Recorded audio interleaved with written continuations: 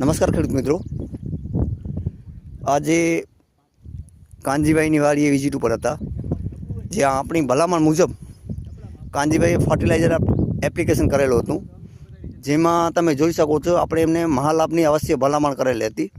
તો આપ જોઈ શકો છો કે આ લાઈનોની અંદર મહાલાભ આપેલ નથી.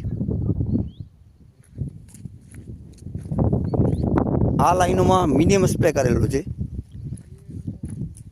આ લાઈન સુધી મીડિયમ સ્પ્રે છે